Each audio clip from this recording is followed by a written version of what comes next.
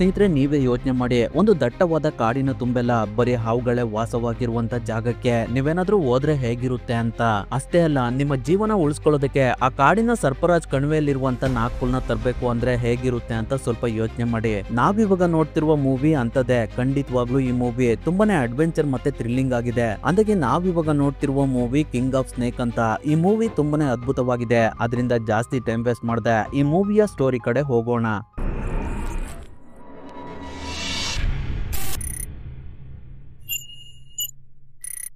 ಕತೆ ಶುರುವಾದಾಗ ಒಂದು ದಟ್ಟವಾದ ಕಾಡಿನ ಮಧ್ಯೆ ಇಬ್ರು ಮರನ ಕಡಿತಾ ಇರ್ತಾರೆ. ಆ ಕಾಡಲ್ಲಿ ತುಂಬಾನೇ ವಿಷಪೂರಿತ ಹಾವುಗಳಿರ್ತವೆ. ಆದ್ರೂ ಕೂಡ ಆ ಹಾವುಗಳಿಗೆ ಅವ್ರುಗಳು ಸ್ವಲ್ಪನೂ ಭಯ ಪಡ್ತಾ ಇರೋದಿಲ್ಲ. ಅವ್ರಿಗೆ ಸಿಕ್ಕಂತ ಹಾವುಗಳನ್ನೆಲ್ಲ ಅವ್ರ ಹತ್ರ ಇರುವಂತ ಕತ್ತಿಯಿಂದ ಸಾಯಿಸ್ತಾ ಇರ್ತಾರೆ. ಹಾಗೆ ಹಾವುಗಳನ್ನ ಇಟ್ಕೊಂಡು ಅವರಿಗೆ ಇಷ್ಟವಾಗಿರುವಂತ ಪಾಟ್ನ ತಿಂತಾ ಇರ್ತಾರೆ. ಈಗಿರ್ಬೇಕಾದ್ರೆ ಅವರಲ್ಲಿ ಒಬ್ಬನ್ನ ಒಂದು ದೈತ್ಯಕಾರದ ಹಾವು ಬಂದು ಒಂದೇ ಕ್ಷಣದಲ್ಲಿ ಅಲ್ಲಿಂದ ಎತ್ಕೊಂಡು ಹೋಗ್ಬಿಡುತ್ತೆ. ಅದರಿಂದ ಇನ್ನೊಬ್ಬ ಹಿಂದೆ ತಿರುಗಿ ಏನು ಸೌಂಡ್ ಆಯ್ತಲ್ಲ ಅಂತ ನೋಡಿದ್ರೆ ಅವನ ಸ್ನೇಹಿತ ಅಲ್ಲಿ ಇರೋದಿಲ್ಲ. ಅಷ್ಟರಲ್ಲಿ ಅವನ ಸ್ನೇಹಿತನ ಬಾಡಿ ಅವನಿರುವಂತ ಜಾಗಕ್ಕೆ ಬಂದು ಬೀಳುತ್ತೆ. ಆ ಬಾಡಿನ ನೋಡಿ ಅವನು ತುಂಬಾನೇ ಗಾಬರಿಯಿಂದ ನನ್ನನ್ನ ಕಾಪಾಡಿ ಅಂತ ತುಂಬಾನೇ ಜೋರಾಗಿ ಕೂಗ್ತಾ ಇರ್ತಾನೆ. ಅವಾಗ ನಮ್ಗೆ ಆ ಕಾಡಿನಲ್ಲಿರುವಂತ ದೈತ್ಯಕಾರದ ಮೋನ್ಸ್ಟರ್ ಸ್ನೇಕ್ ನ ತೋರಿಸ್ತಾರೆ. ಅದು ಆ ಮನುಷ್ಯನನ್ನ ಒಂದೇ ಕ್ಷಣದಲ್ಲಿ ನುಂಗಾಕ್ಬಿಡುತ್ತೆ. ಅಲ್ಲಿಗೆ ಆ ಸೀನ್ ಕಟ್ ಆಗಿ ಒಂದು ಟ್ರೈನ್ ಅದೇ ಕಾಡಿನ ಒಳಗಡೆ ಹೋಗ್ತಿರೋದನ್ನ ತೋರಿಸ್ತಾರೆ. ಆ ಟ್ರೈನ್ ಒಳಗಡೆ ಈ ಮೂವಿಯ ಹೀರೋಯಿನ್ ಜಿಂಗ್ಲಾನ್ ಹೋಗ್ತಿರ್ತಾಳೆ. ಅವಳ ಜೊತೆ ಬಾಸಿನ್ ಕೂಡ ಇರ್ತಾನೆ. ಅವನೊಬ್ಬ ಪೊಲೀಸ್ ಅಧಿಕಾರಿಯಾಗಿರ್ತಾನೆ. ಅವನಿಗೆ ಜಿಂಗ್ಲಾನ್ ಅಂದ್ರೆ ತುಂಬಾನೇ ಇಷ್ಟ. ಅದರಿಂದ ಅವನು ಜಿಂಗ್ಲಾನ್ ನ ಮದ್ವೆ ಆಗ್ಬೇಕು ಅಂತ ಅನ್ಕೊಂಡಿರ್ತಾನೆ. ಆದ್ರೆ ಅದು ಜಿಂಗ್ಲಾನ್ಗೆ ಸ್ವಲ್ಪನೂ ಇಷ್ಟ ಇರೋದಿಲ್ಲ.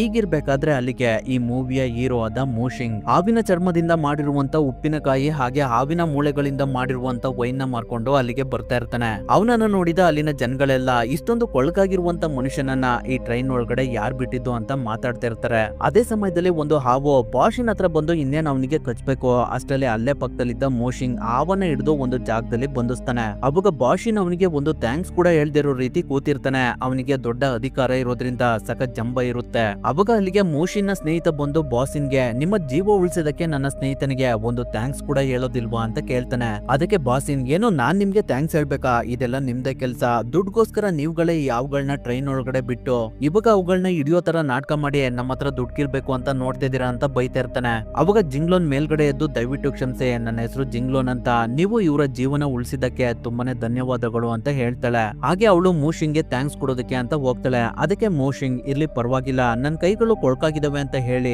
ಮತ್ತೆ ಅವನ್ ತಂದಿದ್ದ ವಸ್ತುಗಳನ್ನ ಮಾರ್ಕೊಂಡು ಮುಂದೆ ಹೋಗ್ತಾನೆ. ಅವಾಗ ಇದ್ದಕ್ಕಿದ್ದ ಹಾಗೆ ಅವ್ರುಗಳು ಹೋಗ್ತಿದ್ದ ಟ್ರೈನ್ ಸ್ಟಾಪ್ ಆಗ್ಬಿಡುತ್ತೆ. ಅದರಿಂದ ಎಲ್ರು ಏನಾಯ್ತು ಅಂತ ತುಂಬಾ ಗಾಬರಿಯಿಂದ ನೋಡ್ತಿರ್ಬೇಕಾದ್ರೆ ಆ ಟ್ರೈನ್ ನ ಲೈಟ್ ಗಳೆಲ್ಲ ಬ್ಲಿಂಕ್ ಆಗೋದಕ್ಕೆ ಸ್ಟಾರ್ಟ್ ಆಗ್ತವೆ. ಆ ಸಮಯದಲ್ಲಿ ಒಬ್ಳು ಲೇಡಿ ಹೊರ್ಗಡೆ ಏನೋ ಸೌಂಡ್ ಆಗ್ತಿದೆಯಲ್ಲ ಅಂತ ಆ ಟ್ರೈನ್ ಕಿಟಕಿಯಿಂದ ಹೊರಗಡೆ ತಲೆ ಹಾಕ್ತಾಗ ಇಮಿಡಿಯೇಟ್ ಆಗಿ ಆ ಲೇಡಿನ ಏನೋ ಒಂದು ಕಚ್ಕೊಂಡು ಅಲ್ಲಿಂದ ಮೇಲ್ಗಡೆ ಎತ್ಕೊಂಡು ಸಾಯಿಸ್ಬಿಡುತ್ತೆ. ಅದರಿಂದ ಆ ಲೇಡಿ ಬಾಡಿಯ ಬ್ಲಡ್ ಎಲ್ಲ ಟ್ರೈನ್ ಕಿಟಕಿ ಮೇಲ್ಗಡೆ ಬೀಳ್ತಾ ಇರುತ್ತೆ. ಅದನ್ನ ಎಲ್ರು ನೋಡಿ ತುಂಬಾನೇ ಗಾಬರಿ ಪಟ್ಕೊಳ್ತಾ ಇರ್ತಾರೆ. ಈಗಿರ್ಬೇಕಾದ್ರೆ ಇದ್ದಕ್ಕಿದ್ದ ಹಾಗೆ ಆ ಟ್ರೈನ್ ಒಳಗಡೆ ತುಂಬಾ ಹಾವುಗಳು ಬಂದು ಎಲ್ಲರ ಮೇಲೆ ಅಟ್ಯಾಕ್ ಮಾಡೋದಕ್ಕೆ ಸ್ಟಾರ್ಟ್ ಮಾಡ್ತವೆ. ಆ ಸಮಯದಲ್ಲಿ ಒಬ್ಬ ಆ ಟ್ರೈನ್ ಇಂದ ಕೆಳಗಡೆ ಬಿದ್ದೋಗ್ಬಿಡ್ತಾನೆ. ಆ ಟ್ರೈನ್ ಕೆಳಗಡೆ ಅಂತೂ ತುಂಬಾನೇ ಹಾವುಗಳು ಇರ್ತವೆ. ಅದರಿಂದ ಹಾವುಗಳೆಲ್ಲ ಆ ಟ್ರೈನ್ ಒಳಗಡೆ ಎಲ್ಲೆಲ್ಲಿ ಬರೋದಕ್ಕೆ ಸಾಧ್ಯನೋ ಅಲ್ಲೆಲ್ಲ ಒಳಗಡೆ ಬಂದು ಅವುಗಳಿಗೆ ಸಿಕ್ತವ್ರನ್ನೆಲ್ಲ ಕಡಿತಾ ಇರ್ತವೆ. ಆ ಟ್ರೈನ್ ಒಳಗಡೆ ಇದ್ದ ಜನಗಳೆಲ್ಲ ಹಾವುಗಳನ್ನ ಎಷ್ಟೇ ಕಂಟ್ರೋಲ್ ಮಾಡೋದಕ್ಕೆ ಟ್ರೈ ಮಾಡಿದ್ರು ಕೂಡ ಆಗ್ತಾ ಇರೋದಿಲ್ಲ.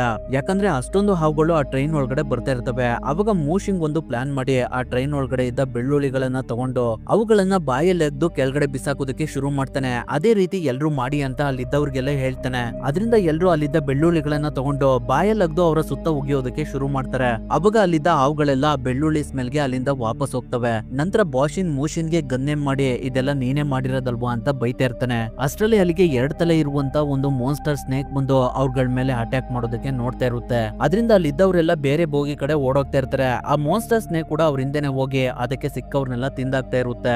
ನಂತರ ಎಲ್ರು ಒಂದು ಬೋಗಿ ಒಳಗಡೆ ಸೇರ್ಕೊಂಡು ಆ ಸ್ನೇಕ್ ಒಳಗಡೆ ಬರ್ದೇ ಇರೋ ಹಾಗೆ ಅಲ್ಲಿದ್ದ ವಸ್ತುಗಳನ್ನೆಲ್ಲ ಆ ಟ್ರೈನ್ ಬೋಗಿಯ ಬಾಗ್ಲಿಗೆ ಇಡ್ತಾ ಇರ್ತಾರೆ. ಆದ್ರೂ ಕೂಡ ಆ ಸ್ನೇಕು ಅದರ ಶಕ್ತಿನೆಲ್ಲ ಯೂಸ್ ಮಾಡ್ಕೊಂಡು ಆ ಬಾಗ್ಲನ್ನ ಒಡೆದಾಗ್ತಾ ಇರುತ್ತೆ. ಅದರಿಂದ ಎಲ್ರು ತುಂಬಾನೇ ಕಷ್ಟಪಟ್ಟು ಆ ಟ್ರೈನ್ ಮೇಲ್ಗಡೆ ಬಂದು ಓಡೋಗ್ತಾ ಇರ್ತಾರೆ. ಆ ಟ್ರೈನ್ ಕೆಳಗಡೆ ಅಂತೂ ತುಂಬಾನೇ ಹಾವುಗಳಿರ್ತವೆ. ಅವ್ರಗಳೇನಾದ್ರೂ ಮಿಸ್ ಆಗಿ ಆ ಟ್ರೈನ್ ಇಂದ ಕೆಳಗಡೆ ಬಿದ್ರೆ ಅವ್ರಗಳ ಕತೆ ಅಷ್ಟೇ. ಅಷ್ಟರಲ್ಲಿ ಆ ಮೋನ್ಸ್ಟರ್ ಸ್ನೇಕ್ ಕೂಡ ಆ ಟ್ರೈನ್ ಮೇಲ್ಗಡೆನೆ ಬಂದು ಅವ್ರ ಹಿಂದೆನೆ ಹೋಗಿ ಅದಕ್ಕೆ ಸಿಕ್ಕವ್ರನ್ನೆಲ್ಲ ಸಾಯಿಸ್ತಾ ಇರುತ್ತೆ. ಆ ಸಮಯದಲ್ಲಿ ಇಲ್ದವ್ರೆಲ್ಲ ಬೇಗ ಬೇಗ ಆ ಟ್ರೈನ್ ಮೇಲ್ಗಡೆ ಓಡ್ ಬಂದು ಅವುಗಳು ಇಲ್ದೇ ಇರುವಂತ ಜಾಗ ನೋಡಿ ಆ ಟ್ರೈನ್ ಇಂದ ಕೆಳಗಡೆ ಇಳ್ದು ಅಲ್ಲಿಂದ ಓಡೋಗ್ತಾ ಇರ್ತಾರೆ. ಅವಾಗ ಜಿಯೋ ಯಂಗ್ ಕೆಳಗಡೆ ಬಿದ್ದೋಗ್ಬಿಡ್ತಾನೆ. ಅವನಿಗೆ ಹೆಲ್ಪ್ ಮಾಡೋದಕ್ಕೆ ಅಂತ ಒಬ್ಳು ಲೇಡಿ ಅಲ್ಲಿಗೆ ಬರ್ತಾಳೆ. ಆದ್ರೆ ಜಿಯೋ ಯಂಗ್ ಅವನು ಉಳಿಯೋದಕ್ಕೋಸ್ಕರ ಆ ಲೇಡಿನ ಸ್ನೇಕ್ ಬರ್ತಿರುವ ಕಡೆ ದೂಕಿ ಅವನು ಅಲ್ಲಿಂದ ಓಡೋಗ್ತಾನೆ. ಅವಾಗ ಆ ಲೇಡಿ ಹತ್ರ ಮೋನ್ಸ್ಟರ್ ಸ್ನೇಕ್ ಬಂದು ಅವಳನ್ನ ತಿಂದಾಕ್ಬಿಡುತ್ತೆ. ಅದಾದ್ಮೇಲೆ ಎಲ್ರು ಹಾಗೆ ಸ್ವಲ್ಪ ಮುಂದೆ ಹೋಗ್ತಿರ್ಬೇಕಾದ್ರೆ ಒಂದು ಜಾಗದಲ್ಲಿ ಅವ್ರಿಗೆ ಒಣಗಿರುವಂತ ಹುಲ್ ಸಿಗುತ್ತೆ. ಅದನ್ನ ಎಲ್ರು ತಗೊಂಡು ರಸ್ತೆ ಮಧ್ಯೆ ಹಾಕಿ ಅದಕ್ಕೆ ಬೆಂಕಿನ ಹಾಕ್ತಾರೆ. ಆ ಬೆಂಕಿನ ಮೋನ್ಸ್ಟರ್ ಸ್ನೇಕ್ ನೋಡಿ ಅಲ್ಲೇ ನಿಂತ್ಕೊಳ್ಳುತ್ತೆ. ಅಲ್ಲಿಗೆ ಆ ಸೀನ್ ಕಟ್ ಆಗಿ ನೆಕ್ಸ್ಟ್ ಡೇ ಎಲ್ರು ಒಂದ್ ಕಡೆ ಕೂತ್ಕೊಂಡಿರ್ತಾರೆ. ಅವರಿಗೆ ಜಿಂಗ್ಲಾನ್ ಮತ್ತೆ ಮೂಶಿನ್ ಫಸ್ಟ್ ಏಡ್ ಮಾಡ್ತಾ ಇರ್ತಾರೆ. ಅವಾಗ ನಮ್ಗೆ ಗೊತ್ತಾಗುತ್ತೆ ಜಿಂಗ್ಲಾನ್ ಒಬ್ಳು ಡಾಕ್ಟರ್ ಅಂತ. ನಂತರ ಅವಳು ಮೂಶಿನ್ ಹತ್ರ ಬಂದು ಈ ಹಾವುಗಳಿಗೆ ಯಾವ ರೀತಿ ಚಿಕಿತ್ಸೆನ ಕೊಟ್ರೆ ಮನುಷ್ಯ ವಾಸಿ ಆಗ್ತಾನೆ ಅಂತ ಕೇಳ್ತಾಳೆ. ಯಾಕಂದ್ರೆ ಮೂಶಿನ್ ಅಲ್ಲೇ ಲೋಕಲ್ ನೋವಾಗಿರೋದ್ರಿಂದ ಅವನಿಗೆ ಅಲ್ಲಿನ ಹಾವುಗಳ ಬಗ್ಗೆ ಗೊತ್ತಿರುತ್ತೆ ಅಂತ. ಅದಕ್ಕೆ ಮೂಶಿನ್ ನನ್ನ ಹಳ್ಳಿ ಇಲ್ಲೇ ಪಕ್ಕದಲ್ಲಿದೆ, ಅಲ್ಲಿಗೆ ಹೋದ್ರೆ ನನ್ನ ಮನೆಯಲ್ಲಿ ಈ ಹಾವುಗಳ ವಿಷಕ್ಕೆ ಚಿಕಿತ್ಸೆ ಕೊಡುವಂತ ಗಿಡಮೂಲಿಕೆಗಳಿದಾವೆ ಅಂತ ಹೇಳ್ತಾನೆ. ಅದಕ್ಕೆ ಬಾಸಿನ್ ಅವಾಗ್ಲೇ ನಾವ್ ಇರುವಂತ ಟ್ರೈನ್ ಒಳಗಡೆ ಹಾವುಗಳನ್ನ ಬಿಟ್ಟು ನಮ್ಮನ್ನ ಈ ಸ್ಥಿತಿಗೆ ತಂದೆ. ಇವಾಗ ನಮ್ಮನ್ನೆಲ್ಲ ನಿಮ್ಮ ಹಳ್ಳಿ ಕರ್ಕೊಂಡೋಗಿ ಯಾವ್ದೋ ಗಿಡಮೂಲಿಕೆಗಳನ್ನ ಕೊಟ್ಟು ಸಖತ್ ದುಡ್ಡು ಮಾಡ್ಬೇಕು ಅಂತ ಇದೆಯಾ ಅಂತ ಬೈತಾ ಇರ್ತಾನೆ. ಅದಕ್ಕೆ ಮೂಶಿನ್ ಸ್ವಲ್ಪನೂ ತಲೆ ಕೆಡಿಸ್ಕೊಳ್ದೆ ಅವನ ಸ್ನೇಹಿತನನ್ನ ಕರ್ಕೊಂಡು ಅಲ್ಲಿಂದ ಹೋಗ್ತಾ ಇರ್ತಾನೆ. ಅವಾಗ ಜಿಂಗ್ಲಾನ್ ನನ್ಗೆ ಮೂಶಿನ್ ಮೇಲೆ ಭರವಸೆ ಇದೆ, ನಿಮ್ಗಳಿಗೂ ಕೂಡ ಅವನ ಮೇಲೆ ಭರವಸೆ ಇದ್ರೆ ನಮ್ಗಳ ಜೊತೆ ಬನ್ನಿ ಅಂತ ಹೇಳಿ ಅವಳು ಕೂಡ ಮೂಶಿನ್ ಹಿಂದೆನೆ ಹೋಗ್ತಾಳೆ. ಅದರಿಂದ ಅವರೆಲ್ಲ ಅವ್ರ ಹಿಂದೆನೆ ಹೋಗ್ತಾರೆ. ಸ್ವಲ್ಪ ಸಮಯದ ನಂತರ ಅವ್ರಗಳೆಲ್ಲ ಮೂಶಿನ್ ಹಳ್ಳಿಗೆ ಬಂದು ತಲುಪ್ತಾರೆ. ಆದ್ರೆ ಆ ಹಳ್ಳಿಗೆಲ್ಲ ಹಾವುಗಳು ನುಗ್ಗಿ ಅಲ್ಲಿದ್ದವ್ರನ್ನೆಲ್ಲ ಸಾಯಿಸ್ಬಿಟ್ಟಿರ್ತವೆ. ಅದನ್ನ ಮೂಶಿನ್ ನೋಡಿ ಓಡೋಗಿ ಅವನ ಮನೆ ಒಳಗಡೆ ಬಂದು ಅವರ ತಾಯಿನ ಹುಡುಕ್ತಾನೆ. ಅಲ್ಲಿ ಅವನ ತಾಯಿ ಇರೋದಿಲ್ಲ. ನಂತರ ಅವ್ರಗಳೆಲ್ಲ ಒಂದು ಮನೆ ಒಳಗಡೆ ಬರ್ತಾರೆ. ಅಲ್ಲಿ ಹಾವುಗಳಿಂದ ಬಚಾವಾಗಿರುವಂತ ಹಳ್ಳಿಯ ಜನಗಳೆಲ್ಲ ಇರ್ತಾರೆ. ಅಲ್ಲಿ ಮೂಶಿನ್ ತಾಯಿ ಇರ್ತಾರೆ. ಹಾಗೆ ಅಲ್ಲಿ ಜಿಂಗ್ಲಾನ್ನ ತಂದೆ ಕೂಡ ಇರ್ತಾರೆ. ಅವರು ಜಿಂಗ್ಲಾನ್ನ ನೋಡಿ ಮಗಳೇ ವಾಪಸ್ ಬಂದ ಅಂತ ಅವಳಿಗೆ ಕೇಳ್ತಿರ್ತಾರೆ. ಅವಾಗ ನಮ್ಗೆ ಗೊತ್ತಾಗುತ್ತೆ ಜಿಂಗ್ಲಾನ್ ಕೂಡ ಅದೇ ಹಳ್ಳಿ ಅವಳು ಅಂತ. ಅವಳು ಎಜುಕೇಶನ್ಗೋಸ್ಕರ ಹಳ್ಳಿನ ಬಿಟ್ಟು ಸಿಟಿಗೆ ಹೋಗಿರ್ತಾಳೆ. ಮೂಶಿನ ತಾಯಿ ಮೂಶಿನ ನೋಡಿ ತುಂಬಾನೇ ಖುಷಿ ಪಡ್ತಾ ಇರ್ತಾರೆ. ಹಾಗೆ ಅವರು ಅವನಿಗೆ ಅವರ ಹಳ್ಳಿಗೆ ಹಾವುಗಳು ಬಂದು ಅಲ್ಲಿದ್ದವ್ರನ್ನೆಲ್ಲ ಸಾಯಿಸಿರುವ ವಿಚಾರನ ತಿಳಿಸ್ತಾರೆ. ನಂತರ ಹಳ್ಳಿಯ ಜನಗಳು ರೆಡಿ ಮಾಡಿರುವಂತ ಕಷಾಯನ ಅವ್ರಗಳಿಗೆ ಕುಡಿಯೋದಕ್ಕೆ ಅಂತ ಕೊಡ್ತಾರೆ. ಆದ್ರೆ ಆ ಕಷಾಯದಿಂದ ಸ್ವಲ್ಪ ದಿನಗಳು ಮಾತ್ರ ಅವ್ರುಗಳು ಚೆನ್ನಾಗಿರಬಹುದು. ಅದಾದ್ಮೇಲೆ ಮತ್ತೆ ಹಾವುಗಳ ವಿಷ ಕೆಲಸ ಮಾಡೋದಕ್ಕೆ ಸ್ಟಾರ್ಟ್ ಮಾಡುತ್ತೆ. ಅವಾಗ ನಮ್ಮನ್ನ ಉಳಿಸೋದಕ್ಕೆ ತುಂಬಾನೇ ಕಷ್ಟ ಅಂತ ಜಿಂಗ್ಲಾನ್ನ ತಂದೆ ಹೇಳ್ತಾರೆ. ಹಾಗೆ ಆ ಹಳ್ಳಿಯ ಜನಗಳೆಲ್ಲ ಮೂಶಿನ್ಗೆ ಇದೆಲ್ಲ ಆಗಿದ್ದು ನಿನ್ನಿಂದನೇ, ನೀನು ಹಾವುಗಳನ್ನ ಹಿಡಿದು ದುಡ್ಡು ಮಾಡೋದಕ್ಕೆ ಅಂತ ನೋಡ್ದೆ, ಅದರಿಂದ ಹಾವುಗಳೆಲ್ಲ ನಮ್ಮ ಹಳ್ಳಿ ಒಳಗಡೆ ನುಗ್ಗಿ ನಮ್ಮ ಮೇಲೆ ಅಟ್ಯಾಕ್ ಮಾಡಿದಾವೆ ಅಂತ ಅವನಿಗೆ ಸಖತ್ ಬೈತಾ ಇರ್ತಾರೆ. ಅವಾಗ ಜಿಂಗ್ಲಾನ್ನ ತಂದೆ ಅದೆಲ್ಲ ಮುಗ್ದೋಗಿರುವ ಕತೆ ಅದನ್ನ ಬಿಟ್ಟು ಎಲ್ರು ಇವಾಗ ಈ ನಗರದಲ್ಲಿ ಔಷಧಿನ ಹುಡುಕುವ ದಾರಿ ಬಗ್ಗೆ ಯೋಚನೆ ಮಾಡಿ ಅಂತ ಹೇಳ್ತಾರೆ. ಅದಕ್ಕೆ ಮೂಶಿನ್ ಇದಕ್ಕೆ ಒಂದೇ ಒಂದು ದಾರಿ ಇದೆ, ಅದೇನಂದ್ರೆ ಸರ್ಪರಾಜ್ ಕಣಿವೆಯಲ್ಲಿರುವಂತ ನಾಗ್ಪುಲ್. ಆ ನಾಗ್ಪುಲ್ ನ ತಂದು ಅದರಿಂದ ಔಷಧಿ ಮಾಡಿ ಅದನ್ನ ಸೇವಿಸಿದ್ರೆ ಈ ಹಾವುಗಳ ವಿಷ ಸಂಪೂರ್ಣವಾಗಿ ವಾಸಿಯಾಗುತ್ತೆ. ಆದ್ರೆ ಕಣಿವೆನಲ್ಲಿ ತುಂಬಾನೇ ಹಾವುಗಳಿದಾವೆ. ಹಾಗೆ ಆ ಕಣಿವೆನ ಕಾಯೋದಕ್ಕೆ ನಮ್ಮನ್ನ ಅವಾಗ್ಲೇ ಅಟ್ಯಾಕ್ ಮಾಡ್ತಲ್ಲ ಆ ಸರ್ಪರಾಜ್ ಕಾವಲಾಗಿದ್ದಾನೆ. ಅದ್ರ ಕಣ್ ತಪ್ಪಿಸಿ ನಾವು ಆ ಕಣಿವೆ ಒಳಗಡೆ ಹೋಗೋದು ತುಂಬಾನೇ ಕಷ್ಟ ಅಂತ ಹೇಳ್ತಾನೆ. ಅದಕ್ಕೆ ಜಿಂಗ್ಲಾನ್ ಎಷ್ಟೇ ಅಪಾಯ ಇದ್ರೂ ಕೂಡ ನಾವು ಈ ಕೆಲ್ಸನ ಮಾಡ್ಲೇಬೇಕು, ನಾನು ಈ ಕೆಲಸ ಮಾಡೋದಕ್ಕೆ ರೆಡಿ ಇದ್ದೀನಿ ಅಂತ ಹೇಳ್ತಾಳೆ. ಅವಳನ್ನ ನೋಡಿ ಅಲ್ಲಿದ್ದವರೆಲ್ಲ ನಾವು ಕೂಡ ಈ ಕೆಲಸಕ್ಕೆ ಬರ್ತೀವಿ ಅಂತ ಒಪ್ಕೊಳ್ತಾರೆ. ಅದರಿಂದ ನೆಕ್ಸ್ಟ್ ಡೇ ಎಲ್ಲರೂ ರೆಡಿಯಾಗಿ ಸರ್ಪರಾಜ್ ಕಣಿವೆಯಲ್ಲಿ ಇರುವಂತ ನಾಗ್ಪುಲ್ ನ ತರೋದಕ್ಕೆ ಹೊರಡ್ತಾರೆ. ಅವ್ರುಗಳು ಹಾಗೆ ಸ್ವಲ್ಪ ದೂರ ಬಂದ್ಮೇಲೆ ಮರಗಳಿಂದ ದೋಣಿ ಮಾಡ್ಕೊಂಡು ಒಂದು ನದಿನ ದಾಟ್ತಾ ಇರ್ತಾರೆ. ಆ ಸಮಯದಲ್ಲಿ ಬಾಸಿನ್ ಸುಸು ಮಾಡ್ತಾ ಇರ್ತಾನೆ. ಅವಾಗ ಅವನ್ ಮೇಲ್ಗಡೆ ಒಂದು ಮೀನ್ ನೆಗೆದ್ಬಿಡುತ್ತೆ. ಅದರಿಂದ ಅವನು ತುಂಬಾನೇ ಭಯ ಪಡ್ಕೊಂಡು ನೀರೊಳಗಡೆ ಬಿದ್ದೋಗ್ಬಿಡ್ತಾನೆ. ಅವಾಗ ಅಲ್ಲಿದ್ದವರೆಲ್ಲ ಅವನ ಸಹಾಯಕ್ಕೆ ಅವರ ಕೈಯಲ್ಲಿದ್ದ ದೊಣ್ಣೆನ ಕೊಟ್ಟು ಅವನನ್ನ ಮೇಲ್ಗಡೆ ಕರ್ಕೋತಾರೆ. ಅಷ್ಟರಲ್ಲಿ ಆ ನದಿ ಒಳಗಡೆ ಇದ್ದ ಒಂದು ದೈತ್ಯಕಾರದ ಹಾವು ಬಂದು ಆ ಸೈನಿಕನನ್ನ ಅಲ್ಲಿಂದ ಎಳ್ಕೊಂಡು ಹೋಗುತ್ತೆ. ಅದರಿಂದ ಎಲ್ಲರೂ ತುಂಬಾನೇ ಗಾಬರಿಯಿಂದ ನೀರಿನ ಕಡೆ ಶೂಟ್ ಮಾಡ್ತಾ ಇರ್ತಾರೆ. ಆ ಸಮಯದಲ್ಲಿ ಅವ್ರಗಳಿದ್ದ ದೋಣಿಯ ಹಗ್ಗ ಕಟ್ಟಾಗಿ ಎಲ್ಲರೂ ಕೆಳಗಡೆ ಬಿದ್ದೋಗ್ತಾರೆ. ಅದರಿಂದ ಇನ್ನೊಂದು ದೋಣಿಯಲ್ಲಿ ಇದ್ದವರೆಲ್ಲ ಹೇಗೋ ಮಾಡಿ ಅವ್ರಗಳನ್ನ ಮೇಲ್ಗಡೆ ಕರ್ಕೋತಾರೆ. ಆದ್ರೆ ಅವಾಗ ಬಾಸಿನ ಹಾವಿನ ಕಡೆ ಗ್ರಾನೇಡ್ ನೇ ಎಸೆಯೋದಕ್ಕೆ ಅಂತ ಹೋಗಿ ಅಲ್ಲೇ ಕೆಳಗಡೆ ಬೀಳಿಸ್ಬಿಡ್ತಾನೆ. ಅದರಿಂದ ಎಲ್ಲರೂ ಆ ದೋಣಿಯಿಂದ ಕೆಳಗಡೆ ಹಾರಿ ದಡದ ಕಡೆ ಬರ್ತಾರೆ. ಅಷ್ಟರಲ್ಲಿ ಆ ಗ್ರಾನೇಡ್ ಬ್ಲಾಸ್ಟ್ ಆಗ್ಬಿಡುತ್ತೆ. ಅದರಿಂದ ಯಾರಿಗೂ ತೊಂದರೆ ಆಗೋದಿಲ್ಲ, ಯಾಕಂದ್ರೆ ಅವ್ರಗಳಾಗ್ಲೇ ದಡಕ್ ಬಂದು ಸೇರ್ಕೊಂಡಿರ್ತಾರೆ. ಆ ಸಮಯದಲ್ಲಿ ಮೂಶಿಂಗ್ ಹತ್ರ ಇದ್ದ ನಕ್ಷೆ ಬೇರೆ ನೀರೊಳಗಡೆ ನೆಂದು ಎಲ್ಲ ಅಳಿಸೋಗ್ಬಿಟ್ಟಿರುತ್ತೆ. ಅದರಿಂದ ಮೂಶಿನ್ ಸರ್ಪರಾಜ್ ಕಣಿವೆ ನಮ್ಮ ಹಳ್ಳಿಯ ಪೂರ್ವ ದಿಕ್ಕಿನ ಕಡೆ ಬರುತ್ತೆ ಅಂತ ನಮ್ಮ ತಂದೆ ಹೇಳ್ತಿದ್ರು ಅಂತ ಹೇಳ್ತಾನೆ.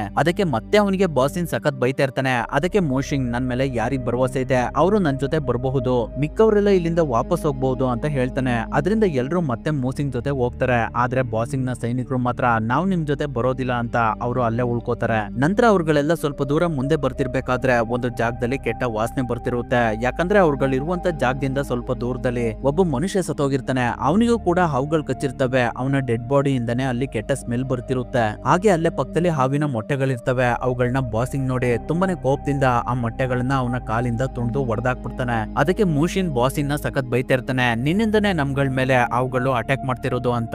ಅಷ್ಟರಲ್ಲಿ ಅಲ್ಲಿಗೆ ಒಂದು ಹಾವು ಬಂದು ಬಾಸಿನ್ ಬ್ಯಾಗ್ಗೆ ಕಚ್ಬಿಡುತ್ತೆ. ಅವಾಗ ಅಲ್ಲಿಗೆ ಅವನ ಸೈನಿಕರು ಕೂಡ ಬರ್ತಾರೆ. ಮೂಶಿನ್ ಬಾಸಿನ ಹಾವು ಕಚ್ಚಿರುವ ಜಾಗ ನೋಡಿ ಇದು ತುಂಬಾನೇ ವಿಷಕಾರಿಯಾದ ಹಾವು, ಅದಕ್ಕೋಸ್ಕರ ಬೇಗ ಬೇಗ ವಿಷನ ನಿನ್ನ ಬಾಡಿಯಿಂದ ಹೊರಗಡೆ ತೆಗಿಬೇಕು ಅಂತ ಹೇಳ್ತಾನೆ. ಅದಕ್ಕೆ ಜಿಂಗ್ಲೂನ್ ಈ ಕೆಲಸನ ನಾನ್ ಮಾಡ್ತೀನಿ, ಒಂದು ಜೀವನ ಉಳಿಸೋದು ಡಾಕ್ಟರ್ನ ಕೆಲಸ ಅಂತ ಹೇಳ್ತಾಳೆ. ಅಷ್ಟರಲ್ಲಿ ಮೂಶಿಂಗ್ ಅವಳನ್ನ ತಡೆದು ಅವನ ಹತ್ರ ಇದ್ದ ಬಿದಿರಿನ ತುಂಡಿನ ಸಹಾಯದಿಂದ ಬಾಷಿನ್ ಬಾಡಿ ಒಳಗಡೆ ಇದ್ದ ವಿಷನ ಹೊರಗಡೆ ತೆಗಿತಾನೆ. ಅದಾದ್ಮೇಲೆ ಅವ್ರುಗಳೆಲ್ಲ ಹಾಗೆ ಮುಂದೆ ಹೋಗ್ತಿರ್ಬೇಕಾದ್ರೆ ಒಂದು ಜಾಗದಲ್ಲಿ ತುಂಬಾನೇ ಅಪಾಯಕಾರಿಯಾದ ಸ್ಪೈಡರ್ ಗಳಿರ್ತವೆ. ಅವುಗಳು ಅಲ್ಲಿ ಹೋದವ್ರನ್ನ ಸಾಯಿಸಿ ಅವರ ಬಾಡಿ ಒಳಗಡೆನೆ ಅವುಗಳ ಗೂಡನ್ನಾಗಿ ಪರಿವರ್ತನೆ ಮಾಡ್ಕೊಂಡು ವಾಸವಾಗಿರ್ತವೆ. ಅವುಗಳನ್ನ ನೋಡಿ ಎಲ್ಲರೂ ತುಂಬಾನೇ ಸೈಲೆಂಟ್ ಆಗಿ ಅಲ್ಲಿಂದ ಹೋಗ್ತಿರ್ಬೇಕಾದ್ರೆ ಮಿಸ್ ಆಗಿ ಒಂದು ಸ್ಪೈಡರ್ ನ ಗೂಡು ಕೆಳಗಡೆ ಬಿದ್ದೋಗ್ಬಿಡುತ್ತೆ. ಅವಾಗ ಆ ಗೂಡೊಳಗಡೆಯಿಂದ ತುಂಬಾ ಸ್ಪೈಡರ್ ಗಳು ಹೊರಗಡೆ ಬಂದು ಅವ್ರಗಳ ಮೇಲೆ ಅಟ್ಯಾಕ್ ಮಾಡ್ತಿರ್ತವೆ. ಆ ಸಮಯದಲ್ಲಿ ಅಲ್ಲಿದ್ದ ಎಲ್ಲಾ ಗೂಡುಗಳು ಕೆಳಗಡೆ ಬಿದ್ದು ಅದ್ರೊಳಗಡೆ ಇದ್ದ ಎಲ್ಲಾ ಸ್ಪೈಡರ್ ಗಳು ಹೊರಗಡೆ ಬಂದು ಅವ್ರಗಳನ್ನ ಸಾಯಿಸೋದಕ್ಕೆ ನೋಡ್ತಾ ಇರ್ತವೆ. ಆ ಸಮಯದಲ್ಲಿ ಒಬ್ಬ ಸೈನಿಕ ಮಿಸ್ ಆಗಿ ಕೆಳಗಡೆ ಬಿದ್ದೋಗ್ಬಿಡ್ತಾನೆ. ಅವನನ್ನ ಜಿಂಗ್ಲನ್ ಸೇವ್ ಮಾಡೋದಕ್ಕೆ ಎಷ್ಟೇ ಟ್ರೈ ಮಾಡಿದ್ರು ಕೂಡ ಅವಳ ಕೈಲಿ ಆಗ್ತಾ ಇರೋದಿಲ್ಲ.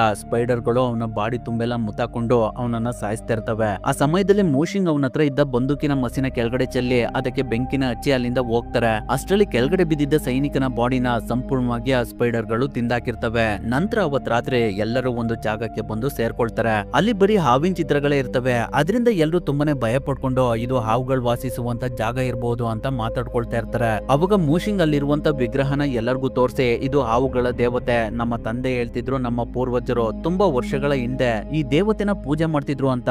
ಆದ್ರೆ ಒಂದಿನ ನಮ್ಮ ಹಳ್ಳಿಯ ಮೇಲೆ ಹಾವಿನ ದಾಳಿ ಆಗುತ್ತೆ. ಅಂದಿನಿಂದ ನಮ್ಮ ಗ್ರಾಮದ ಜನರೆಲ್ಲ ಇಲ್ಲಿರುವಂತ ಹಾವುಗಳ ಭಯದಿಂದ ಈ ನಾಗದೇವತೆನ ಪೂಜೆ ಮಾಡೋದನ್ನ ನಿಲ್ಸಿದ್ರು ಅಂತ ಹೇಳ್ತಾನೆ. ಅಷ್ಟರಲ್ಲಿ ಜಿಂಗ್ಲನ್ ನನ್ಗೆ ತುಂಬಾನೇ ಪೇನ್ ಆಗ್ತಿದೆ ಅಂತ ಹೇಳ್ತಾಳೆ. ಅವಾಗ ಮೂಶಿಂಗ್ ಜಿಂಗ್ಲನ್ನ ಕುತ್ತಿಗೆ ಹತ್ರ ನೋಡಿದ್ರೆ ಅವಳಿಗೆ ಒಂದು ಸ್ಪೈಡರ್ ಕಡ್ದಿರುತ್ತೆ. ಅದರಿಂದನೇ ಅವಳಿಗೆ ಸಖತ್ ನೋವಾಗ್ತಿರುತ್ತೆ. ಅವಾಗ ಅವರೆಲ್ಲ ಒಂದು ನಾಟಿ ಔಷಧಿನ ರೆಡಿ ಮಾಡಿ ಅದನ್ನ ನೀರೊಳಗಡೆ ಹಾಕಿ ಆ ನೀರೊಳಗಡೆ ಜಿಂಗ್ಲೋನ್ನ ಕೂರಿಸ್ತಾರೆ. ಆದ್ರೆ ಸ್ವಲ್ಪ ಸಮಯದ ನಂತರ ಜಿಂಗ್ಲೋನ್ ನೀರೊಳಗಡೆ ಕೂತಿರ್ಬೇಕಾದ್ರೆ ಯಾರೋ ಒಬ್ಬ ಕಿಕ್ಕಿಂದ ಅವಳನ್ನ ನೋಡಿ ಅವಳಿರುವಂತ ಜಾಗಕ್ಕೆ ಒಂದು ಹಾವನ್ನ ಬಿಡ್ತಾನೆ. ಆ ಹಾವು ಜಿಂಗ್ಲನ್ ಇರುವಂತ ಜಾಗಕ್ಕೆ ಬಂದು ಅವಳು ಕೂತಿರುವಂತ ನೀರಿನೊಳಗಡೆ ಹೋಗ್ತಿರುತ್ತೆ. ಅದನ್ನ ನೋಡಿ ಜಿಂಗ್ಲನ್ ತುಂಬಾನೇ ಜೋರಾಗಿ ಕೂಗ್ತಾಳೆ. ಆ ಶಬ್ದನ ಕೇಳಿಸ್ಕೊಂಡು ಅಲ್ಲಿಗೆ ಮೂಶಿನ್ ಬಂದು ನೀರೊಳಗಡೆ ಇದ್ದ ಹಾವನ್ನ ಹೊರಗಡೆ ತೆಗೆದು ಬಾಷಿನ್ ಮೇಲ್ಗಡೆ ಎಸಿತಾನೆ. ಅವಾಗ ಬಾಷಿನ್ ಆ ಹಾವನ್ನ ಕೆಳಗಡೆ ಬಿಸಾಕಿ ಮೂಶಿನ್ಗೆ ನೀನು ಬೇಕು ಅಂತಾನೆ ನನ್ನ ಹುಡುಗಿ ಹತ್ರ ಹಾವನ್ನ ಬಿಟ್ಟಿದ್ಯಲ್ವಾ, ನಿನ್ನ ನಾನು ಸುಮ್ನೆ ಬಿಡೋದಿಲ್ಲ ಅಂತ ಬೈತಾ ಇರ್ತಾನೆ. ಅದಕ್ಕೆ ಜಿಂಗ್ಲನ್ ಇದ್ರಲ್ಲಿ ಅವನ್ ತಪ್ಪೇನಿಲ್ಲ ಅಂತ ಹೇಳ್ತಾಳೆ. ಅವಾಗ ಭೂಷಿನ್ ನನಗ್ ಗೊತ್ತು ಇದಕ್ಕೆಲ್ಲ ಇವನೇ ಕಾರಣ, ಇವನು ಎಲ್ಲನೂ ನೋಡ್ದ, ಆದ್ರೆ ನನಗೇನು ನೋಡೋದಕ್ ಆಗ್ಲಿಲ್ಲ ಅಂತ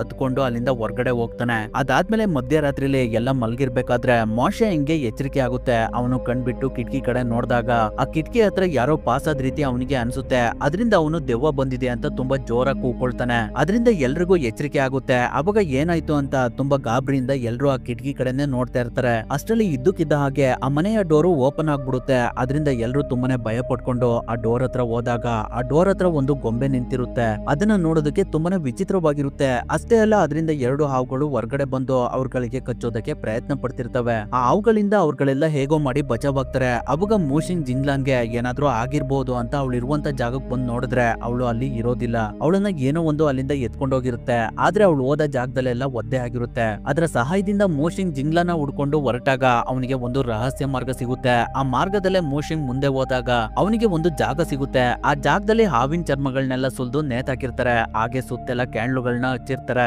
ಆ ಸಮಯದಲ್ಲಿ ಮೂಶಿಂಗ್ಗೆ ಆ ಜಾಗದಲ್ಲಿ ಏನೋ ಒಂದು ಸೌಂಡ್ ಕೇಳುತ್ತೆ. ಅದರಿಂದ ಅವನು ಆ ಸೌಂಡ್ ಬರ್ತಿರುವಂತ ಜಾಗಕ್ಕೆ ಬಂದಾಗ ಅಲ್ಲಿ ಒಂದು ಮರದಿಂದ ಮಾಡಿರುವಂತ ಬಾಕ್ಸ್ ಇರುತ್ತೆ. ಅದನ್ನ ಮೂಶಿನ್ ಓಪನ್ ಮಾಡ್ತಿರ್ಬೇಕಾದ್ರೆ ಅವನ ಹಿಂದೆ ಅವಾಗ್ಲೇ ಮನೆ ಮುಂದೆ ಒಂದು ಗೊಂಬೆ ಬಂದಿತ್ತಲ್ಲ, ಅದೇ ರೀತಿ ಇಲ್ಲೂ ಒಂದು ಗೊಂಬೆ ಬಂದು ನಿಂತ್ಕೊಳ್ಳುತ್ತೆ. ಅದನ್ನ ಮೂಶಿನ್ ನೋಡಿ ಅವನ ಕತ್ತಿಯಿಂದ ಅದರ ಕತ್ತನ್ನ ಕತ್ತರಿಸಾಕ್ಬಿಡ್ತಾನೆ. ಅಷ್ಟರಲ್ಲಿ ಅವನಿಗೆ ಸ್ಕಿನ್ನಿ ಮಂಕಿ ಚಾಕುನ ಹಿಡಿದು ಅಳ್ಳಾಡ್ಬೇಡ ಅಂತ ಹೇಳ್ತಾನೆ. ಅಷ್ಟರಲ್ಲಿ ಅವನ ಹಿಂದೆ ಬಾಷಿನ್ ಬಂದು ಅವನ ತಲೆ ಮೇಲೆ ಗನ್ನ ಹೇಮ್ ಮಾಡಿ ಮೊದ್ಲು ನೀನ್ ಅಳ್ಳಾಡ್ಬೇಡ ಅಂತ ಹೇಳ್ತಾನೆ. ಅವಾಗ ಮೂಶಿಂಗ್ ಅವನ್ ಮುಂದೆ ಇರುವಂತ ಮರದಿಂದ ಮಾಡಿರುವಂತ ಬಾಕ್ಸ್ ನ ಓಪನ್ ಮಾಡ್ತಾನೆ. ಅದ್ರೊಳಗಡೆ ಜಿಂಗ್ಲೋನ್ನ ಆ ಸ್ಕಿನ್ನಿ ಮಂಕಿ ಕಟ್ಟಾಕಿರ್ತಾನೆ. ಜಿಂಗ್ಲನ್ನ ನೋಡಿದ ಮೂಶಿನ್ ಅವಳನ್ನ ಅಲ್ಲಿಂದ ಹೊರಗಡೆ ಕರ್ಕೊಂಡು ಅವಳಿಗೆ ಕಟ್ಟಿರುವಂತ ಹಗ್ಗನ ಬಿಚ್ಚಿ ಸ್ಕಿನ್ನಿ ಮಂಕಿಗೆ ಯಾರ್ ನೀನು ಅಂತ ಕೇಳ್ತಾನೆ. ಅದಕ್ಕೆ ಸ್ಕಿನ್ನಿ ಮಂಕಿ ಮೊದ್ಲು ನೀವ್ ಯಾರು ಅಂತ ಹೇಳಿ, ನೀವೆಲ್ಲ ನನ್ ಜಾಗಕ್ಕೆ ಯಾಕೆ ಬಂದಿದ್ದೀರಾ ಅಂತ ಕೇಳ್ತಾನೆ. ಅದಕ್ಕೆ ಮೂಶಿನ್ ಮೊದ್ಲು ನೀನ್ ಯಾರು, ನೀನು ಇಲ್ಲಿ ಏನ್ ಮಾಡ್ತಿದ್ಯಾ ಅಂತ ನಮ್ಗೆ ಹೇಳ್ತೀಯ ಇಲ್ವಾ ಅಂತ ಕೇಳ್ತಾನೆ. ಅದಕ್ಕೆ ಸ್ಕಿನ್ನಿ ಮಂಕಿ ನನ್ನ ಹೆಸರು ಸ್ಕಿನ್ನಿ ಮಂಕಿ ಅಂತ, ನನ್ನ ಹೆಸರು ಈ ದುನಿಯಾದಲ್ಲಿ ತುಂಬಾನೇ ಫೇಮಸ್ ಇದೆ. ಯಾಕಂದ್ರೆ ಎಲ್ಲಾ ಕಡೆ ಹಾವುಗಳ ಚರ್ಮನ ಮತ್ತೆ ಹಾವುಗಳ ಮಾಂಸನ ಎಕ್ಸ್ಪರ್ಟ್ ಮಾಡೋದು ನಾನೇ, ಇದೇ ನನ್ನ ಸಾಮ್ರಾಜ್ಯ ಅಂತ ಹೇಳ್ತಾನೆ. ಅದಕ್ಕೆ ಬಾಷಿನ್ ಕಡೆಯವನು ಅವನಿಗೆ ನೀನು ನಮ್ಗೆಲ್ಲ ಯಾಕೆ ಭಯ ಪಡಿಸ್ತೆ, ಜಿಂಗ್ಲೋನ್ನ ನೀನು ಇಲ್ಲಿಗೆ ಯಾಕೆ ಕರ್ಕೊಂಡ್ ಬಂದೆ ಅಂತ ಕೇಳ್ತಾನೆ. ಅವಾಗ ಸ್ಕಿನ್ನಿ ಮಂಕಿ ನಾನು ಬಹಳ ದಿನಗಳ ನಂತರ ತುಂಬಾನೇ ಸುಂದರವಾಗಿರುವಂತ ಹುಡುಗಿನ ನೋಡ್ದೆ, ಇವಳ ಮೇಲೆ ನನ್ಗೆ ತುಂಬಾನೇ ಪ್ರೀತಿಯಾಗಿದೆ, ಇವಳು ನನ್ಗೆ ಬೇಕೇ ಬೇಕು ಅಂತ ಹೇಳ್ತಾನೆ. ಅದಕ್ಕೆ ಜಿಂಗ್ಲಾನ್ಗೆ ತುಂಬಾನೇ ಕೋಪ ಬಂದು ಅವನ್ ಕೆನೆಗೆ ಹೊಡಿತಾಳೆ. ಅಷ್ಟರಲ್ಲಿ ಜಿಯೋಂಗ್ ಅಲ್ಲಿಗೆ ಬಂದು ನಿಮ್ಗೆ ನಾಗ್ಪುಲ್ ಬಗ್ಗೆ ಗೊತ್ತಾ, ನಮ್ಗಳಿಗೆಲ್ಲ ಇಲ್ಲಿನ ಹಾವುಗಳು ಕಚ್ಚಿದಾವೆ, ಇವಾಗ ನಮ್ಗೆ ನಾಗ್ಪುಲ್ ನ ಅವಶ್ಯಕತೆ ಇದೆ ಅಂತ ಹೇಳ್ತಾನೆ. ಅದಕ್ಕೆ ಸ್ಕಿನ್ನಿ ಮಂಕಿ ನಾಗ್ಪುಲ್ ಬಗ್ಗೆ ನನಗ್ ಗೊತ್ತಿಲ್ವಾ, ಅದು ಸರ್ಪರಾಜ್ ಕಣ್ಮೇಲಿದೆ, ಅದನ್ನ ಪಡ್ಕೊಳ್ಳೋದು ತುಂಬಾನೇ ಕಷ್ಟ, ನಾನ್ ನಿಮ್ಗೆ ಆ ದಾರಿನ ತೋರಿಸಿ ಕೊಡ್ತಿದ್ರೆ ಅದ್ರಲ್ಲಿ ನೀವು ನನ್ಗೆ ಪಾಲ್ ಕೊಡ್ಬೇಕು ಅಂತ ಕೇಳ್ತಾನೆ. ಅದಕ್ಕೆ ಎಲ್ರು ಸ್ವಲ್ಪ ಹೊತ್ತು ಯೋಚನೆ ಮಾಡಿ ಅವನ ಷರತ್ತಿಗೆ ಒಪ್ಕೊಳ್ತಾರೆ. ಅವಾಗ ನಮ್ಗೆ ನಾಗ್ಪುಲ್ ಇರುವಂತ ಜಾಗನ ತೋರಿಸ್ತಾರೆ. ಹಾಗೆ ಆ ಜಾಗನ ಕಾಯ್ತಿರುವಂತ ಸರ್ಪರಾಜ್ ಕೂಡ ಅಲ್ಲೇ ಇರುತ್ತೆ. ನೆಕ್ಸ್ಟ್ ಡೇ ಎಲ್ರು ಸ್ಕಿನ್ನಿ ಮಂಕಿ ಜೊತೆ ಸೇರಿ ನಾಗ್ಪುಲ್ ಇರುವಂತ ಸರ್ಪರಾಜ್ ಕಣಿವೆ ಹತ್ರ ಹೋಗ್ತಿರ್ತಾರೆ. ಸ್ವಲ್ಪ ಸಮಯದ ನಂತರ ಎಲ್ಲರೂ ಸರ್ಪರಾಜ್ ಕಣಿವೆ ಇರುವಂತ ಜಾಗಕ್ಕೆ ಬಂದು ತಲುಪ್ತಾರೆ. ನಂತರ ಆ ಕಣಿವೆ ಒಳಗಡೆ ಎಲ್ರು ಬರ್ತಿರ್ಬೇಕಾದ್ರೆ ಆ ಕಣಿವೆ ತುಂಬಾ ಬರೀ ಬಾವುಲಿಗಳೇ ಇರ್ತವೆ. ಅದರಿಂದ ಅವರೆಲ್ಲ ಸ್ವಲ್ಪನೂ ಶಬ್ದ ಮಾಡದೇ ಇರೋ ರೀತಿ ನಿಧಾನವಾಗಿ ಮುಂದೆ ಮುಂದೆ ಹೋಗ್ತಿರ್ತಾರೆ. ಹಾಗೆ ಅವ್ರುಗಳು ಸ್ವಲ್ಪ ಮುಂದೆ ಬಂದಾಗ ಅವ್ರುಗಳಿಗೆ ಒಂದು ಜಾಗದಲ್ಲಿ ಸೇತುವೆ ಸಿಗುತ್ತೆ. ಆದ್ರೆ ಆ ಸೇತುವೆ ತುಂಬಾನೇ ಹಳೆದಾಗಿರುತ್ತೆ. ಅದರಿಂದ ಅದು ಇನ್ನೇನ್ ಬಿದೋಗೋ ರೀತಿ ಇರುತ್ತೆ. ಆದ್ರೂ ಕೂಡ ಅವರಿಗೆ ಬೇರೆ ವಿಧಿ ಇಲ್ಲದೆ ಎಲ್ರು ತುಂಬಾನೇ ಧೈರ್ಯ ಮಾಡಿ ಆ ಸೇತುವೆನ ಒಬ್ಬೊಬ್ಬರಾಗಿ ದಾಟ್ತಾ ಇರ್ತಾರೆ. ಆ ಸಮಯದಲ್ಲಿ ಜಿಯೋಂಗ್ ನ ಕಾಲ್ ಸ್ಲಿಪ್ ಆಗಿ ಅವನು ಆ ಸೇತುವೆ ಮೇಲ್ಗಡೆ ಬಿದೋಗ್ತಾನೆ. ಅವಾಗ ಅವನು ತುಂಬಾನೇ ಜೋಪಾನವಾಗಿ ಇಟ್ಕೊಂಡಿದ್ದಂತ ದುಡ್ಡೆಲ್ಲ ಆ ಸೇತುವೆಯಿಂದ ಕೆಳಗಡೆ ಬಿದೋಗ್ತಾ ಇರುತ್ತೆ. ಅದರಿಂದ ಅವನು ತುಂಬಾನೇ ಜೋರಾಗಿ ನನ್ನ ದುಡ್ಡನ್ನ ಕಾಪಾಡಿ ಅಂತ ಕೂಗ್ತಾ ಇರ್ತಾನೆ. ಅವನು ಆ ರೀತಿ ಸೌಂಡ್ ಮಾಡಿದ್ರಿಂದ ಆ ಕಣಿವೆ ಒಳಗಡೆ ಇರುವಂತ ಬಾವುಲಿಗಳೆಲ್ಲ ಅವ್ರು ಇರುವಂತ ಜಾಗಕ್ಕೆ ಬರ್ತಾ ಇರ್ತವೆ. ಅದರಿಂದ ಎಲ್ರು ಬೇಗ ಬೇಗ ಆ ಸೇತುವೆನ ದಾಟ್ತಿರ್ತಾರೆ. ಅವಾಗ ಆ ಸೇತುವೆ ಇನ್ನೇನ್ ಕೆಳಗಡೆ ಬಿದೋಗ್ತಾ ಇರುತ್ತೆ. ಅದರಿಂದ ಆ ಸೇತುವೆನ ಬಾಸಿಂಗ್ ನ ಸೈನಿಕರು ಇಟ್ಕೊಳ್ತಾರೆ. ಆದ್ರೆ ಅಷ್ಟರಲ್ಲಿ ಅವ್ರ ಹತ್ರ ಬಾವುಲಿಗಳು ಬಂದು ಅವರಿಗೆ ಕಚ್ಚೋದಕ್ಕೆ ಸ್ಟಾರ್ಟ್ ಮಾಡ್ತವೆ. ಆದ್ರೂ ಕೂಡ ಅವರು ಆ ಸೇತುವೆನ ಬಿಡೋದಿಲ್ಲ. ಅದರಿಂದ ಉಳ್ದವ್ರೆಲ್ಲ ಆ ಸೇತುವೆನ ದಾಟ್ಕೊಳ್ತಾರೆ. ಆದ್ರೆ ಆ ಸೈನಿಕರನ್ನ ಬಾವುಲಿಗಳು ಮುತ್ತಾಕೊಂಡು ಸಾಯಿಸ್ಬಿಡ್ತವೆ. ಆ ಸೈನಿಕರನ್ನ ಬಾಷಿನ್ ತುಂಬಾನೇ ಮಿಸ್ ಮಾಡ್ಕೊಳ್ತಾ ಇರ್ತಾನೆ. ನಂತರ ಅವ್ರುಗಳೆಲ್ಲ ಆ ಕಣಿವೆ ಒಳಗಡೆ ಇನ್ನೂ ಸ್ವಲ್ಪ ಮುಂದೆ ಬಂದಾಗ ಅಲ್ಲಿ ಎರಡ್ ಕಡೆ ದಾರಿ ಇರುತ್ತೆ. ಅದರಿಂದ ಅವ್ರುಗಳು ಕೂಡ ಎರಡ್ ಟೀಮ್ ಗಳಾಗಿ ಮಾಡ್ಕೊಂಡು ಆ ಎರಡು ದಾರಿನಲ್ಲೂ ಹೋಗ್ತಾರೆ. ಅವಾಗ ಅವರಿಗೆ ಮೊದ್ಲು ಮೋಶಿಂಗ್ ಇರುವಂತ ಟೀಮ್ಗೆ ನಾಗ್ಪುಲ್ ಇರುವಂತ ಜಾಗ ಸಿಗುತ್ತೆ. ಆದ್ರೆ ಆ ಹೂಗಳಿರುವಂತ ಜಾಗಕ್ಕೆ ಹೋಗ್ಬೇಕು ಅಂದ್ರೆ ಮೊದ್ಲು ಹಾವುಗಳನ್ನ ದಾಟ್ಕೊಂಡು ಹೋಗ್ಬೇಕಾಗಿರುತ್ತೆ. ಅದರಿಂದ ಮೋಶಿಂಗ್ ತುಂಬಾನೇ ಧೈರ್ಯ ಮಾಡಿ ಓಡೋಗಿ ನಾಗ್ಪುಲ್ ಇರುವಂತ ಜಾಗಕ್ಕೆ ಹಾರ್ತಾನೆ. ಈ ಕಡೆ ಇನ್ನೊಂದ್ ಟೀಮ್ ನ ಸ್ಕಿನ್ನಿ ಮಂಕಿ ನಾಗರಾಜ್ ಇರುವಂತ ಜಾಗಕ್ಕೆ ಕರ್ಕೊಂಡ್ ಬಂದು ಅವನು ಅಲ್ಲಿಂದ ಎಸ್ಕೇಪ್ ಆಗ್ತಾನೆ. ಅವಾಗ ಅಲ್ಲಿಗೆ ನಾಗರಾಜ್ ಬಂದು ಅವ್ರಗಳ ಮೇಲೆ ಅಟ್ಯಾಕ್ ಮಾಡುತ್ತೆ. ಆ ಸಮಯದಲ್ಲಿ ಹಾಜಿ ಆ ನಾಗರಾಜ್ ಜೊತೆ ಎಷ್ಟೇ ಫೈಟ್ ಮಾಡಿದ್ರು ಕೂಡ ಅದನ್ನ ಸೋಲ್ಸೋದಕ್ಕೆ ಅವಳ ಕೈಲಿ ಆಗ್ತಿರೋದಿಲ್ಲ. ಅದರಿಂದ ತಪ್ಪಿಸ್ಕೊಳ್ಳೋದಕ್ಕೂ ಕೂಡ ಅವಳಿಗೆ ಆಗ್ತಿರೋದಿಲ್ಲ. ಕೊನೆಗೆ ನಾಗರಾಜ್ ಅವಳನ್ನ ಇಟ್ಕೊಂಡು ಅವಳ ಸುತ್ತ ಸುತ್ತಾಕೊಂಡು ಅವಳನ್ನ ಸಾಯಿಸುತ್ತೆ. ಈ ಕಡೆ ಮೂಶಿನ್ ಹೇಗೋ ಮಾಡಿ ತುಂಬಾನೇ ಕಷ್ಟಪಟ್ಟು ನಾಗ್ಪುಲ್ ಹೂಗಳಿರುವಂತ ಜಾಗಕ್ಕೆ ಬಂದು ಆ ನಾಗ್ಪುಲ್ ಹೂಗಳನ್ನ ಕಿತ್ಕೊಳ್ತಾ ಇರ್ತಾನೆ. ಅಲ್ಲಿಗೆ ಸ್ಕಿನ್ನಿ ಮಂಕಿ ಬಂದು ನನಗೆ ಅಲ್ಲಿರುವಂತ ಹೂಗಳೆಲ್ಲ ಬೇಕು ಅಂತ ಕೇಳ್ತಾನೆ. ಅವನನ್ನ ಬಾಷಿನ್ ತಡೆಯೋದಕ್ಕೆ ಅಂತ ಹೋದಾಗ ಅವನ್ ಕಾಲಿಗೆ ಶೂಟ್ ಮಾಡಿ ನನ್ಗೆ ತುಂಬಾ ನಾಗ್ಪುಲ್ ಹೂಗಳು ಬೇಕು, ಇಲ್ಲ ಅಂದ್ರೆ ಇವ್ಗಳನ್ನೆಲ್ಲ ಶೂಟ್ ಮಾಡಿ ಇಲ್ಲೇ ಸಾಯಿಸ್ಬಿಡ್ತೀನಿ ಅಂತ ಹೇಳ್ತಾನೆ. ಅವಾಗ ಮೂಶಿನ್ ಅವನ ಹತ್ರ ಇದ್ದ ಬ್ಯಾಗ್ ತುಂಬಾ ನಾಗ್ಪುಲ್ ಹೂಗಳನ್ನ ಕಿತ್ಕೊಂಡು ವಾಪಸ್ ಬರ್ತಾನೆ. ಅವಾಗ ಆ ಬ್ಯಾಗ್ ನ ಸ್ಕಿನ್ನಿ ಮಂಕಿ ಅವನಿಂದ ಇಸ್ಕೊಂಡು ಅಲ್ಲಿಂದ ಹೋಗ್ತಾ ಇರ್ತಾನೆ. ಆ ಸಮಯದಲ್ಲಿ ಜಿಯೋಂಗ್ ಆ ಬ್ಯಾಗ್ ನ ಅವನಿಂದ ಕಿತ್ಕೊಳ್ಳೋದಕ್ಕೆ ಅಂತ ಹೋದಾಗ ಅವನನ್ನ ಸ್ಕಿನ್ನಿ ಮಂಕಿ ಶೂಟ್ ಮಾಡಿ ಸಾಯಿಸ್ತಾನೆ. ಹಾಗೆ ನನ್ನ ಹತ್ರ ಯಾರಾದ್ರೂ ಬಂದ್ರೆ ನಿಮ್ಗಳಿಗೂ ಇದೇ ಗತಿ ಆಗುತ್ತೆ ಅಂತ ಹೇಳಿ ಹಾಗೆ ಹಿಂದೆ ಹಿಂದೆ ಹೋಗ್ತಿರ್ತಾನೆ. ಅಷ್ಟರಲ್ಲಿ ಅಲ್ಲಿಗೆ ನಾಗರಾಜ್ ಬಂದು ಅವನನ್ನ ಸಾಯಿಸುತ್ತೆ. ಅವಾಗ ಅವನ ಕೈಯಲ್ಲಿದ್ದಂತಹ ನಾಗ್ಪುಲ್ ಹೂಗಳಿರುವಂತ ಬ್ಯಾಗು ಅಲ್ಲೇ ಪಕ್ಕದಲ್ಲಿ ಬೀಳುತ್ತೆ. ಅದರಿಂದ ಆ ಬ್ಯಾಗ್ ನ ತಗೊಂಡು ಮಾಶಿಂಗ್ ಜಿಂಗ್ಲಾನ್ ಮತ್ತೆ ಬಾಷಿನ್ ಅಲ್ಲಿಂದ ಹೋಗ್ತಿರ್ತಾರೆ. ಅವಾಗ ಅವ್ರ ಹಿಂದೆನೆ ನಾಗರಾಜ್ ಅವರನ್ನ ಸಾಯಿಸೋದಕ್ಕೆ ಅಂತ ಹೋಗ್ತಿರುತ್ತೆ. ಅದರಿಂದ ಬಾಷಿನ್ ಅವ್ರ ಹತ್ರ ಇದ್ದ ಗ್ರಾನೇಡ್ ನ ತಗೊಂಡು ನೀವಿಬ್ರು ಇಲ್ಲಿಂದ ಹೋಗಿ ನನ್ಗೆ ನಡೆಯೋದಕ್ಕಾಗ್ತಿಲ್ಲ, ನನ್ನನ್ನ ನಾಗರಾಜ್ ಇಂದ ಕಾಪಾಡೋದಕ್ಕೆ ಯಾರ ಕೈಯಿಂದನೂ ಆಗೋದಿಲ್ಲ ಅಂತ ಹೇಳ್ತಾನೆ. ಅದಕ್ಕೆ ಮೂಶಿನ್ ನೀನು ಏನ್ ಮಾಡ್ತಾ ಇದೀಯಾ, ನಾನ್ ನಿನ್ನ ಇಲ್ಲಿಂದ ಹೊರಗಡೆ ಕರ್ಕೊಂಡು ಹೋಗ್ತೀನಿ ಅಂತ ಅವನ ಹತ್ರ ಹೋಗ್ತಾನೆ. ಅದಕ್ಕೆ ಬಾಷಿನ್ ಅವನನ್ನ ದೂರ ತಳ್ಳಿ ಮೂಶಿನ್ಗೆ ಏ ಬಡವ ನನ್ನ ಹುಡುಗಿನ ಚೆನ್ನಾಗಿ ನೋಡ್ಕೊ ಅಂತ ಹೇಳಿ ಗ್ರಾನೇಡ್ ನ ಆನ್ ಮಾಡ್ತಾನೆ. ಅದರಿಂದ ಮೂಶಿನ್ ಮತ್ತೆ ಜಿಂಗ್ಲಾನ್ ಇಬ್ರು ವಿಧಿ ಇಲ್ದೆ ಅಲ್ಲಿಂದ ದೂರ ಹೋಗ್ತಾರೆ. ಅಷ್ಟರಲ್ಲಿ ನಾಗರಾಜ್ ಕೂಡ ಅವನ ಹತ್ರ ಬಂದಿರುತ್ತೆ. ಅವಾಗ ಬಾಷಿನ್ ಹತ್ರ ಇದ್ದ ಗ್ರಾನೇಡ್ ಬ್ಲಾಸ್ಟ್ ಆಗುತ್ತೆ. ಆದ್ರೆ ಅದರಿಂದ ನಾಗರಾಜ್ ಸತ್ತಿರೋದಿಲ್ಲ. ಅದು ಮತ್ತೆ ಮೂಶಿನ್ ಮತ್ತೆ ಜಿಂಗ್ಲಾನ್ ಮೇಲೆ ಅಟ್ಯಾಕ್ ಮಾಡೋದಕ್ಕೆ ಅಂತ ಬರ್ತಿರುತ್ತೆ. ಅವರು ಅದರಿಂದ ತಪ್ಪಿಸ್ಕೊಳ್ಳೋದಕ್ಕೆ ಎಷ್ಟೇ ಟ್ರೈ ಮಾಡಿದ್ರು ಕೂಡ ಆಗ್ತಿರೋದಿಲ್ಲ. ಅವಾಗ ಮೂಶಿನ್ ಒಂದು ಪ್ಲಾನ್ ಮಾಡಿ ಆ ಹಾವಿನ ಬಾಲ್ದ ಹತ್ರ ಹೋಗಿ ಅದಕ್ಕೆ ನಾಗ್ಪುಲ್ ನ ತೋರಿಸ್ತಾನೆ. ಅದರಿಂದ ಆ ನಾಗರಾಜ್ ಮೂಶಿನ್ ನ ಸಾಯಿಸೋದಕ್ಕೆ ಅಂತ ಹೋಗುತ್ತೆ. ಅವಾಗ ಮೂಶಿನ್ ಅದರಿಂದ ತಪ್ಪಿಸ್ಕೊಳ್ತಾನೆ. ಅದರಿಂದ ಆ ನಾಗರಾಜ್ ಅದ್ರ ಬಾಲನ ಅದೇ ಕಚ್ಕೊಳ್ಳುತ್ತೆ. ಆ ಸಮಯನ ಮೂಶಿನ್ ಯೂಸ್ ಮಾಡ್ಕೊಂಡು ಅದ್ರ ಕತ್ತನ ಅವನ ಹತ್ರ ಇದ್ದ ಕತ್ತಿಯಿಂದ ಕತ್ತರಿಸ್ಬಿಡ್ತಾನೆ. ಅದರಿಂದ ಆ ನಾಗರಾಜ್ ಅಲ್ಲೇ ಸತ್ತೋಗುತ್ತೆ. ಕೊನೆಗೆ ಮೂಶಿಂಗ್ ಜಿಂಗ್ಲಾನ್ ಮತ್ತೆ ಮಾಶಿಯಾಂಗ್ ಮಾತ್ರ ಉಳ್ಕೊಳ್ತಾರೆ. ಅವರು ನಾಗ್ಪುಲ್ ಹೂಗಳನ್ನ ಅವ್ರ ಹಳ್ಳಿಗೆ ತಂದು ಅಲ್ಲಿದ್ದ ಜನಗಳನ್ನೆಲ್ಲ ಬದುಕ್ಸ್ತಾರೆ. ನಂತರ ಅವರೆಲ್ಲ ಸೇರಿ ಮತ್ತೆ ಒಂದ್ ಹಳ್ಳಿನ ರೆಡಿ ಮಾಡ್ತಾ ಇರ್ತಾರೆ. ಜಿಂಗ್ಲಾನ್ ಕೂಡ ಅಲ್ಲೇ ಉಳ್ಕೊಂಡು ಅಲ್ಲಿರುವಂತ ಜನಗಳ ಸೇವೆನ ಮಾಡ್ಬೇಕು ಅಂತ ಡಿಸೈಡ್ ಮಾಡ್ತಾಳೆ. ಅಲ್ಲಿಗೆ ಈ ಮೂವಿ ಎಂಡ್ ಆಗುತ್ತೆ.